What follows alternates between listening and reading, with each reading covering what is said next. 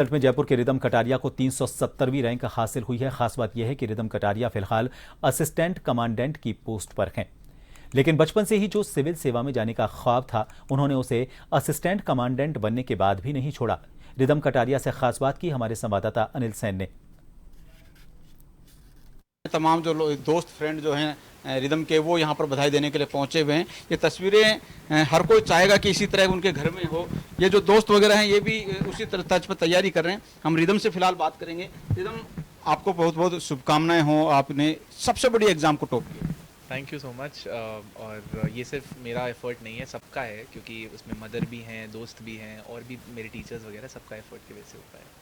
ये बड़ी एग्ज़ाम है, हम देखते हैं छोटी एग्ज़ाम का भी काफ़ी टफ कंपटीशन होता है, टीचर्स वगैरह भी होते हैं, तो उसमें भी लगता है कि यार सिलेक्शन हो पाएगा या नहीं हो पाएगा।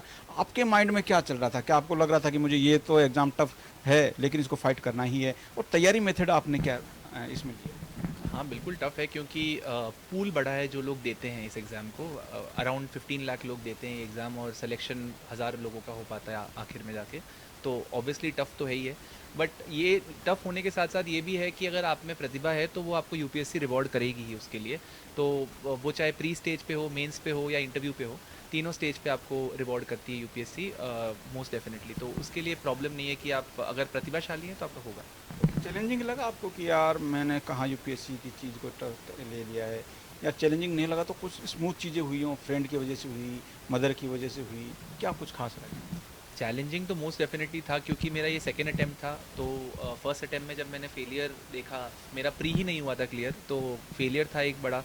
तो उसके बाद मैंने अपने आप को रीग्रुप करके और वापस तैयारी करी, तो चैलेंजिंग तो बिल्कुल था। बट उसके साथ साथ मैंने दूसरा एग्ज़ाम भी अटैम्प्ट किया और उसमें फिर मुझे फाइनली सफलता मिली, जो कि यूपीएससी ही कराता है, सेंट्रल आर्म पुलिस फोर्सेस का एग्ज़ाम।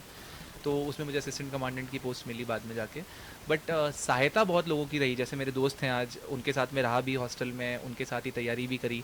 और साथ में मदर का है रोल, क्योंकि मदर ने हमेशा गाइड किया, उन्होंने मोटिवेट भी किया कि आप यूपीएससी के लिए प्रिपेयर करें शुरू से ही, क्योंकि एक देश हित में काम है और जो सिविल सर्वेंट कर सकते हैं वो और कोई अधिकारी नहीं कर सकता है। तो मुझे वही सिविल सर्वेंट बनने के लिए सिर्फ वही मोटिवेशन था कि मैं कुछ हेल्प कर पाऊँ और कुछ बेटर कर पाऊँ। आपके पेरेंट्स आपके सामने हैं, इनको और ख़ास तौर से वो जो आपके पास टच में नहीं है, सक्सेस मंत्र क्या है? क्योंकि काफ़ी लोग समझते हैं कि यार इस एग्ज़ाम को मैं शायद कम्पीट नहीं कर पाऊँगा, करना चाहिए मुझे या तैयारी नहीं करनी चाहिए, उनके लिए, क्योंकि मोटिवेट भी हो पाएँ और इस धारा में वो लोग जुड़ पाएँ।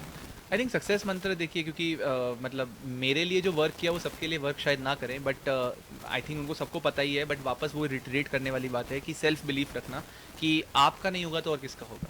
क्योंकि अगर आप टैलेंट रखते हैं अपने अंदर और मेहनत कर सकते हैं, तो आप एक फिट कैंडिडेट है यूपीएससी को क्रैक करने के लिए। तो वो आज नहीं तो कल, क्योंकि कई बार चीज़ें होती है जो जल्दी हो जाती है किसी के लिए दूसरी बार, तीसरी बार, चौथी बार में होती है। तो वो है कि आप अगर लगे रहें, मतलब हार्डवर्क करते रहें, सेल्फ बिलीफ रखें, तो आपका होगा ही होगा।